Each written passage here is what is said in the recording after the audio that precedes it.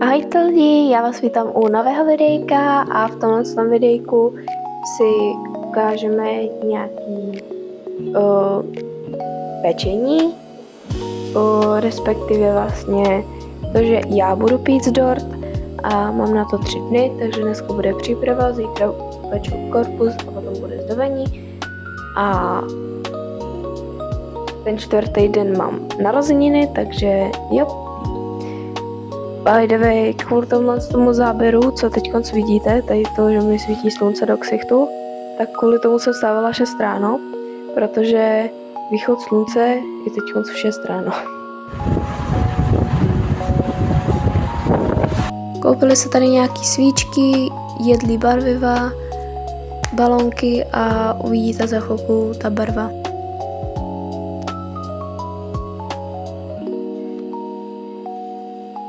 Jenom k tomuhle bych chtěla dodat, ono to nejde vidět jakoby ve stínu a nejde to vidět mě na konečkách, nebo jak ukazuju tady vzadu, takže by to chtělo na příště odbarvit.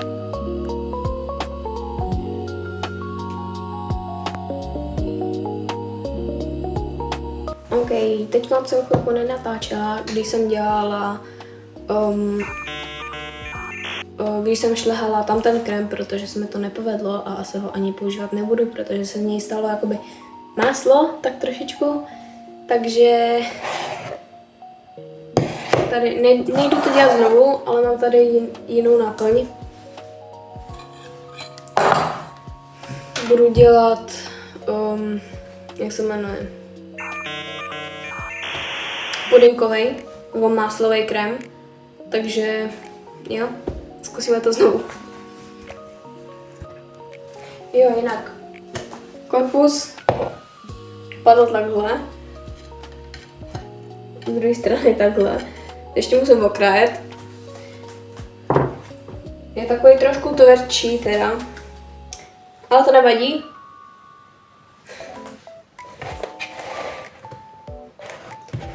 Takhle se nakrájím ještě na menší kousky tohle zrovna. Protože nevím, jestli to náš mixer míchá.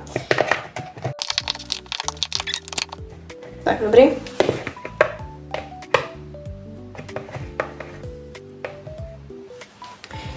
Máslo by mělo být ideálně pokojové teploty. Tady mám vočkový cukr. Tvaroh.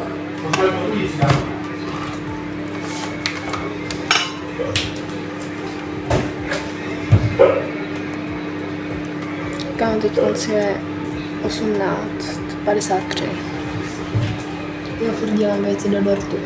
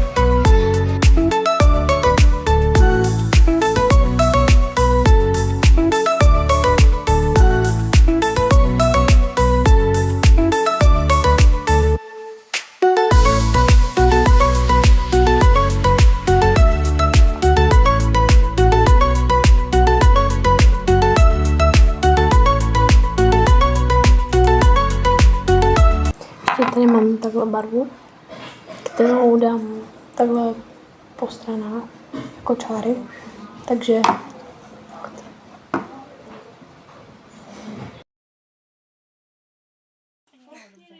Ancient oak still standing tall, have seen countless seasons fall, but the years seem brief to me compared to love's eternity. Granite cliffs withstand the gale, time itself can't make them pale, yet they'll crumble. OK, pokud jste si videjko užili, budu moc ráda, když mi dáte like, odběr, zvoneček, je to zdarma, pomůže mi to a hlavně mě taky skoro nikdo neodebírá z toho, kdo kouká na moje videa, takže budu moc ráda, když dáte odběr a já se na vás budu těšit u dalšího videjka. Zatím, čau! Like the skies eternal.